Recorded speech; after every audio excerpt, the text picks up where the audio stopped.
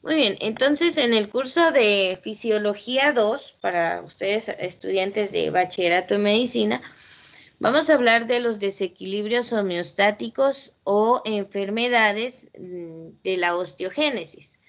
La osteogénesis es la formación de los huesos, la transformación del cartílago al tejido óseo. Entonces, cuando hay problemas en ese proceso, pues se van a dar diferentes desequilibrios en nuestro sistema óseo.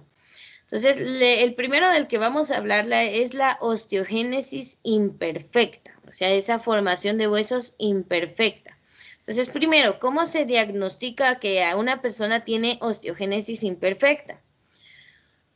No va a haber una prueba específica que permita diagnosticar la osteogénesis, ¿verdad? No hay una prueba que nos diga es exactamente este problema. Para hacer el diagnóstico, pues van a utilizar varios factores los médicos, como los antecedentes médicos familiares, ¿verdad? Si hay familiares con osteoporosis, si hay algún otro familiar con osteogénesis imperfecta, si hay problemas con el almacenamiento de calcio, ¿verdad? Cualquier cosa que pueda estar relacionada con esta patología en los antecedentes familiares. Por eso es importante que usted haga un diario médico de su familia, o al menos que tenga anotado como aquellas enfermedades frecuentes. Por ejemplo, la que más sabemos siempre es diabetes, ¿verdad? O sea, decimos que nuestros abuelos son diabéticos, o cuántas personas en su familia han fallecido por un paro cardíaco. Todo ese tipo de información nos sirve porque nos puede ayudar a ver qué posibilidades tenemos de que nos dé esa enfermedad también. Y no es para asustarse o vivir con miedo, sino para tomar acciones y prevenir ese tipo de enfermedades. Bueno, entonces para eso sirve un registro médico familiar, ¿verdad? Al menos anotar qué enfermedades han tenido sus familiares, las que puedan ser heredables. Entonces el médico va a ver los antecedentes familiares, los antecedentes médicos del paciente, qué otros síntomas ha tenido, qué otras enfermedades ha sufrido, y el examen físico, ¿verdad? Va a revisar las articulaciones, la malformación de sus extremidades, y finalmente lo más confiable son las radiografías. Vamos a observar entonces el cuerpo de la persona y realmente verificar si hay problemas con la formación de sus huesos. Esa es la osteogénesis imperfecta. ¿Puedo cambiar de diapositiva o están copiando? Estamos copiando. Muy bien. Me avisan por favor cuando termine.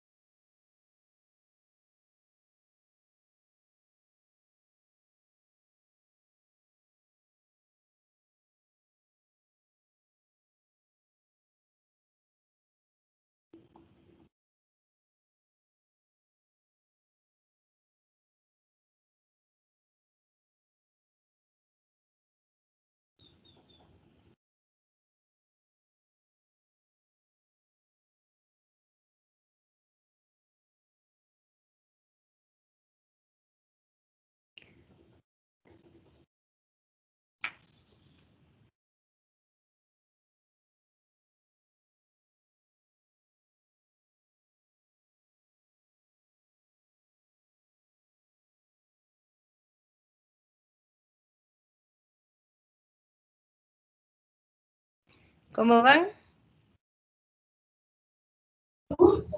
Ya, profesora. Ya.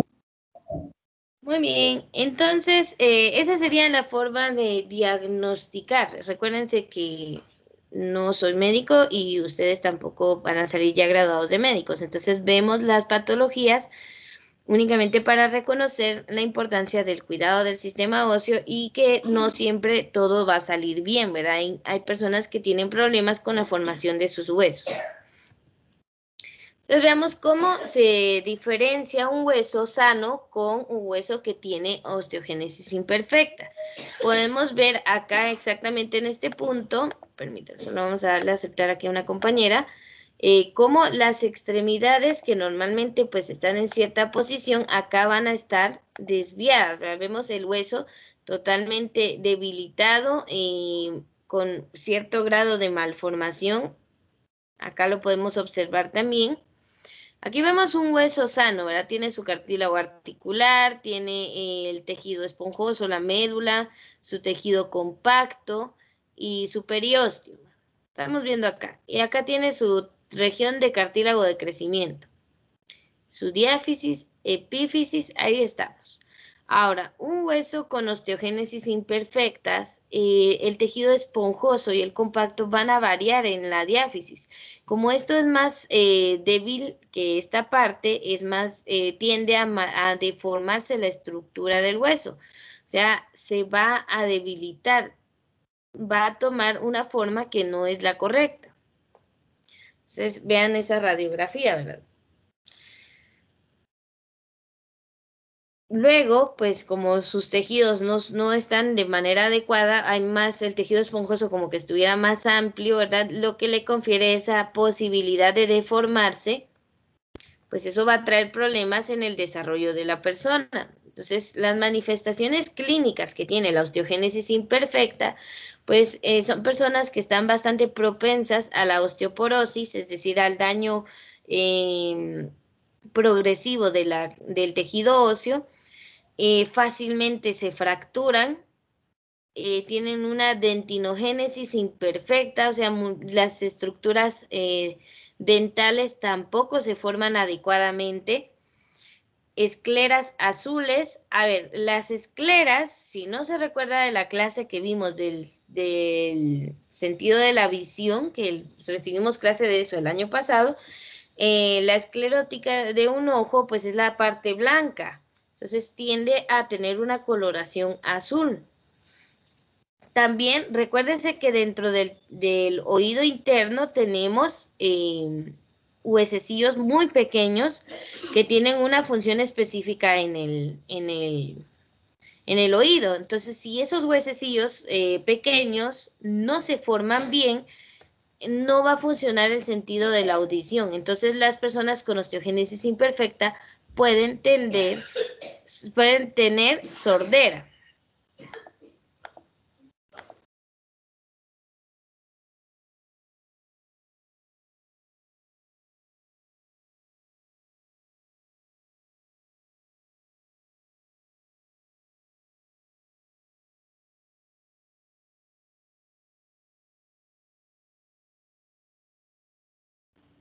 Muy bien, entonces estamos viendo acá, esto del problema de la sordera sí está relacionado por las estructuras óseas propias del oído interno.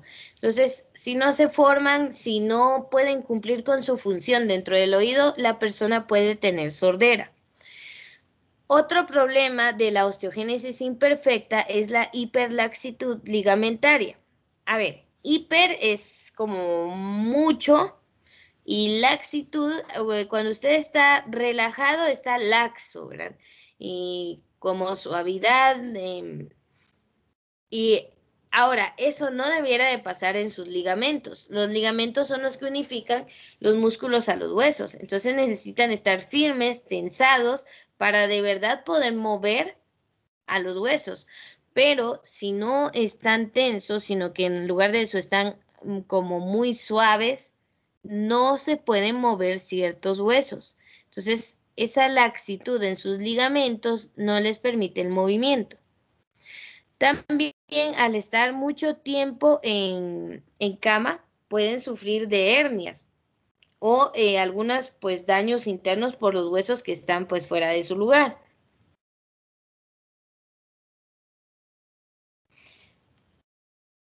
También pueden sufrir de equimosis, que es más que todo una lesión subcutánea que se caracteriza porque hay sangre abajo como extravasada debajo de la piel intacta.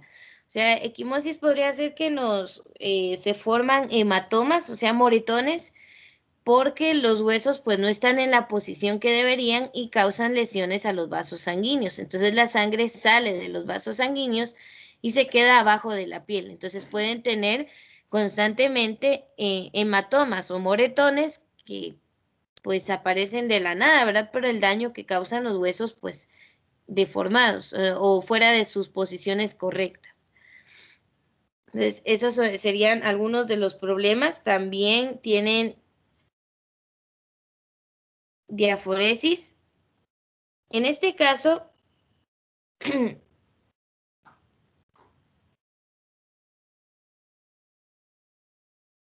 permítanme.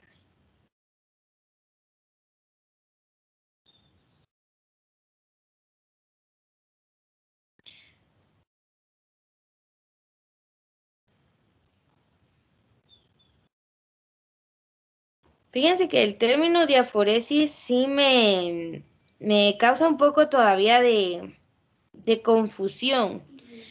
Lo estaba investigando para la clase y diaforesis es un término relacionado con excesiva sudoración.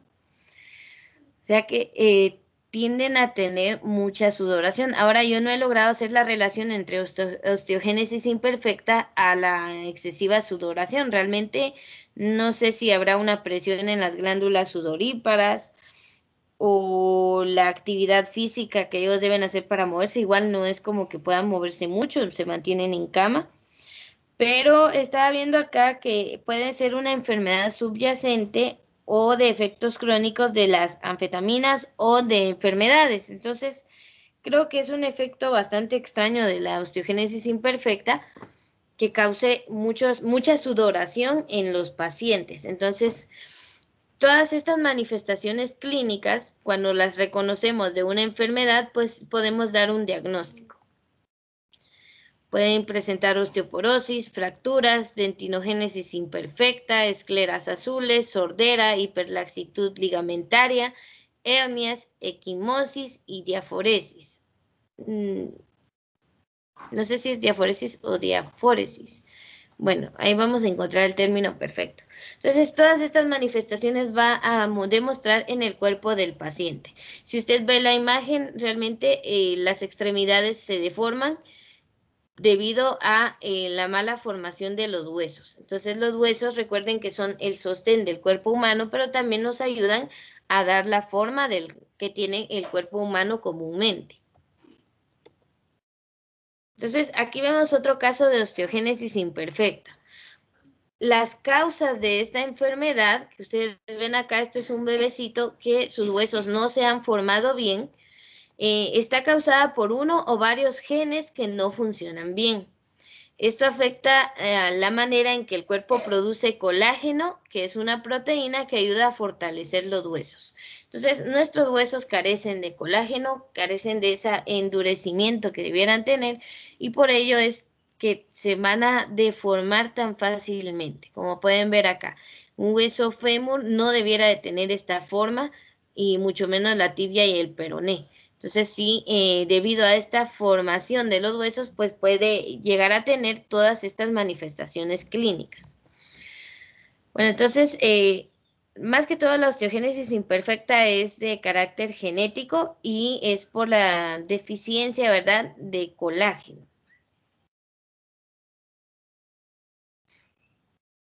Acá la letra L y la letra R es de left y right, ¿verdad?, la derecha y la izquierda.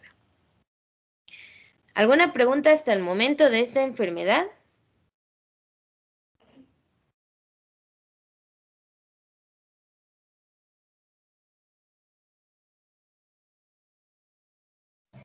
No, Miss. Muy bien. Pasemos a la siguiente. Tenemos, esta es más que todo la más, una de las más graves, ¿verdad?, que puede afectar al sistema óseo. Y es desde el nacimiento. Si es genética, pues es desde el nacimiento.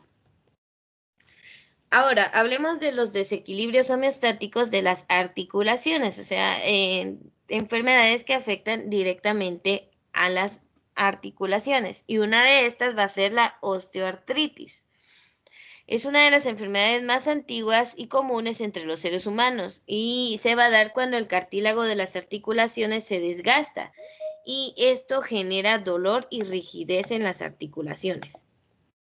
a ver, usted sabe que las articulaciones le ayudan para poder mover los huesos.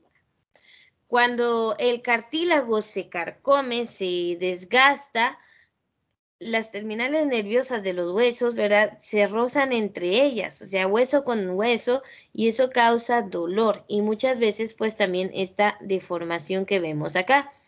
Entonces se da una hinchazón fusiforme de las articulaciones, o sea, en toda el área de la articulación, y pueden presentar los nódulos de Herbeden,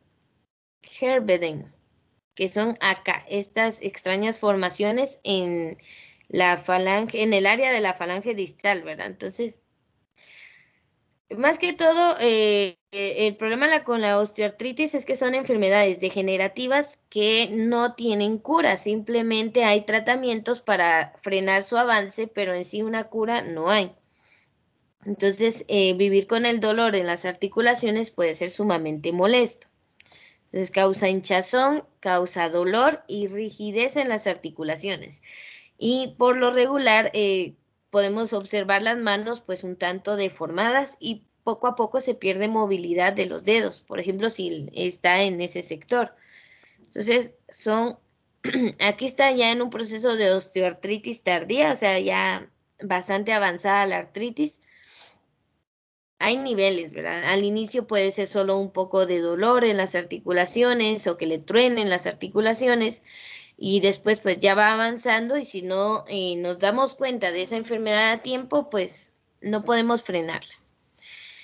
Si usted quiere ver si hay osteoartritis o al menos puede hacerse varias pruebas de laboratorio, ¿verdad? La principal también pues siempre sigue siendo los rayos X y toda esta serie de exámenes que le observan el interior y ven cómo están las articulaciones.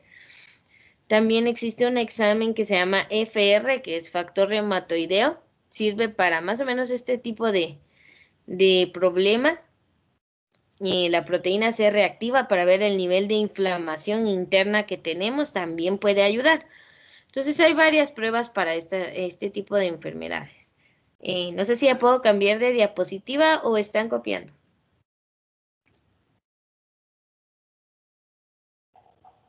Estamos copiando, profesora. Muy bien.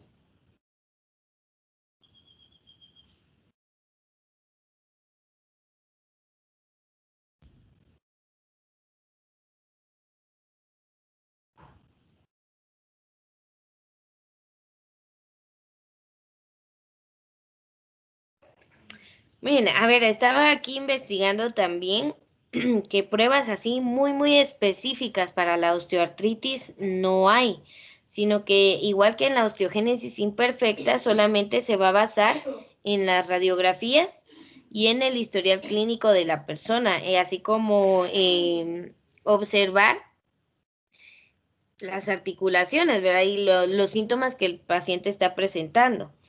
Y en algunos casos se puede hacer el examen del líquido sinovial de la articulación afectada. El líquido sinovial es una sustancia que está en las articulaciones. El más común y más conocido es el líquido sinovial de la rodilla. Y a veces hay osteoartritis o hay problemas con la articulación, mucho dolor, porque en ese líquido puede haber una infección. Entonces, sí se hacen exámenes de líquido sinovial, se hace un conteo si hay glóbulos blancos o glóbulos rojos, y también se ve si hay bacterias, se puede hacer un cultivo de líquido sinovial y se hacen tinciones para ver qué bacterias o microorganismos hay en ese líquido. Lo normal es que no haya nada de ello en ese líquido de las articulaciones, pero sí pueden haber infecciones ahí. Entonces se pueden hacer análisis de sangre, resonancias magnéticas, tomografías computarizadas. O sea, sí hay varias pruebas, pero una específica no hay todavía. Bueno, esa es la osteoartritis. Me imagino que ya copiaron. Ya, mis. Muy bien. En el siguiente caso, pues vamos a hablar de la artritis reumatoide. Bueno, creo que aquí aplica más la prueba que les dije del FR, de factor reumatoideo. Entonces, aquí vamos a hablar de la artritis reumática. Esta es una etapa tardía, o sea, ya es una bastante avanzada. Al principio la extremidad no va a estar así, eso va a ser pues más adelante, conforme se vaya avanzando. Entonces, la artritis reumatoide es una forma de artritis que causa dolor, inflamación, rigidez, pero es un poco más agresiva que la anterior, porque hace que se pierda la función de las articulaciones. O sea, en esta hay dolor, hay rigidez, pero aún se pueden mover. En este caso sí se pierde totalmente la función de las articulaciones, o sea, usted no va a poder mover esos huesos. Puede afectar cualquier articulación, pero es común en las muñecas y en los dedos. Las mujeres, más mujeres que hombres padecen de la artritis reumatoide. Lamentablemente es una enfermedad más común en las mujeres, ¿verdad? Entonces se deforman totalmente las manos y van perdiendo la movilidad. Entonces aquí podemos ver una deformidad en el ojal del pulgar que le hace tener esta forma pues oblicua o redonda. Desviación cubital de las articulaciones metacarpofalángicas, o sea, entre el metacarpo y las falanges, esta articulación se deforma y pues hace que se desvíen los huesos. Y aquí vemos una deformidad en el cuello de cisne de los dedos. A ver, no tenía mucha idea de que le llamaban así a esta parte de los dedos, cuello de cisne. Para mí es la articulación entre la falange media y la falange distal, pero bueno, qué interesante el nombre. Entonces vemos cómo se puede deformar cada una de las articulaciones de la mano. Entonces la artritis reumática es más agresiva que la anterior. Vamos a dar tiempo para que copien.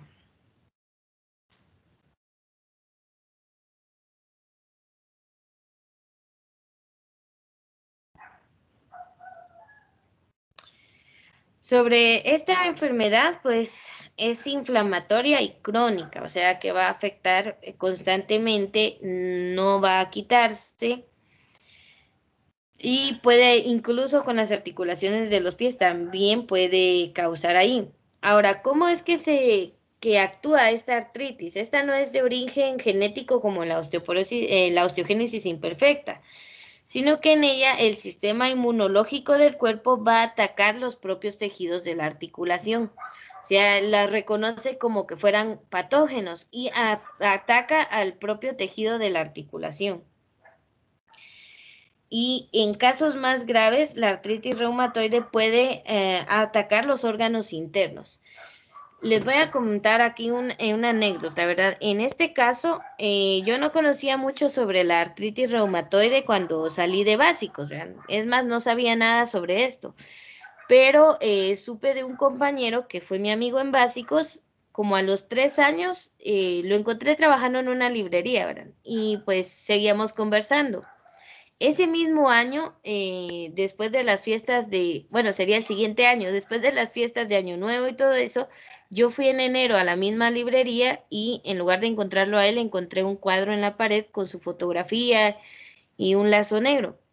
Entonces yo pregunté qué había pasado y supuestamente le diagnosticaron bastante tarde que tenía artritis reumatoide, pero él nunca se quejó de dolor articular ni nada, sino que directamente le atacó órganos internos y él murió exactamente para Año Nuevo por una falla cardíaca. Entonces, fue bastante repentino, pero sí la artritis reumatoide puede ser bastante agresiva, le llaman fiebre reumatoide porque él fue unas fiebres intensas y todo que al final pues le provocaron la muerte. Entonces, esta enfermedad pues sí es un poco de cuidado y es más que todo el propio sistema inmune el que ataca el cuerpo. Es una de las muchas enfermedades autoinmunes que a veces pueden ocurrir en el cuerpo humano. Entonces, no sé si ya copiaron, ustedes me avisan.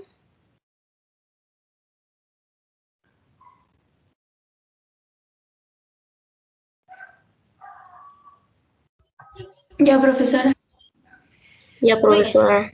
A ver, acá, como les decía, el problema con estas enfermedades es que tienen tratamientos pues para sobrellevarla o tratar de frenar su avance, pero realmente no tienen cura. Y cada vez que encuentren la palabra crónica en cualquier enfermedad, significa que va a estar presente y activa por años, y no es que el resto de la vida. Entonces, crónico es mucho tiempo y agudo es algo del momento. Por ejemplo, si a usted le da una infección de garganta, sería una amigdalitis aguda, o sea, algo que le está dando ahorita y que después del tratamiento se curó. Una amigdalitis crónica es constante, que ya le da pues cada mes. Eso es crónico, que está constante en la enfermedad. Agudo es del momento. Entonces, por ejemplo, una bronquitis aguda, pues una infección de los bronquios que se puede curar en ese instante. Pero cuando llegamos a ser, la enfermedad llega a ser crónica, ya es que le afecta por mucho tiempo. Vamos a hablar de otra más, que es la artrosis.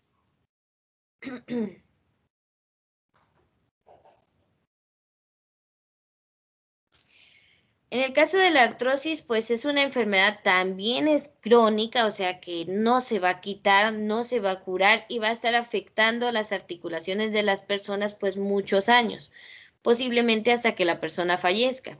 Entonces, normalmente está localizada en las manos, en las rodillas, la cadera o la columna vertebral, o sea, va a estar en esos lugares específicos, más que todo en las articulaciones más grandes. La artrosis provoca el deterioro del cartílago articular, provocando que los huesos se vayan desgastando y aparezca el dolor. Aquí vemos la articulación normal, el cartílago pues está allí formado, esta es la cavidad sinovial donde hay líquido que ayuda a las articulaciones, ahí está el líquido sinovial, y pues cada hueso tiene su epífisis forrada o cubierta por cartílago articular. Aquí lo vemos, entonces ahí lo está protegiendo del roce con el otro hueso. El problema es con la artrosis, que ese cartílago se destruye, se deshace, y eso causa que haya un desgaste también y cause espículas óseas, como pequeñas espinas, y eso pues lastima, causa dolor, y más el roce de hueso con hueso.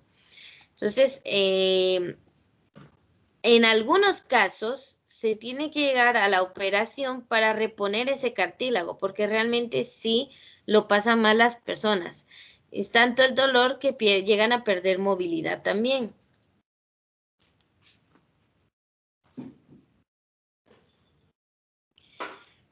Entonces, el problema con esta enfermedad son esos espolones o espículas óseas, como pequeñas agujas que salen del hueso y pueden dañar tejidos alrededor de la articulación.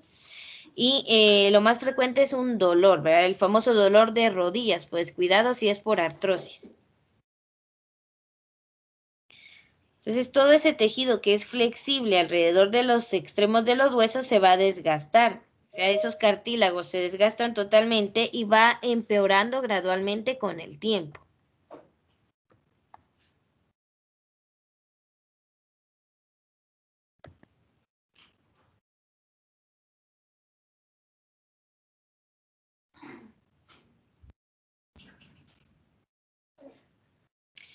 Bueno, acá algo que encontré sobre la artrosis es que sí hay medicamentos que ayudan a frenar el dolor más que todo y el avance. También se puede dar fisioterapia y en algunos casos pues una cirugía. Si es en la rodilla, sí he escuchado de esa operación de rodilla donde le renuevan toda esa área, o una prótesis para evitar, o sea, poder como sustituir esta parte del cartílago dañado.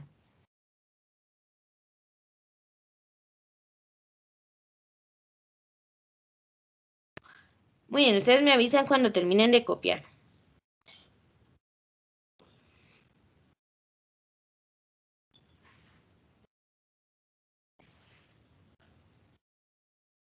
Bueno, realmente aquí terminamos con las patologías de las articulaciones. Entonces, antes de avanzar, vamos a detener la grabación. Hoy es cortita la clase. Aquí la vamos a detener.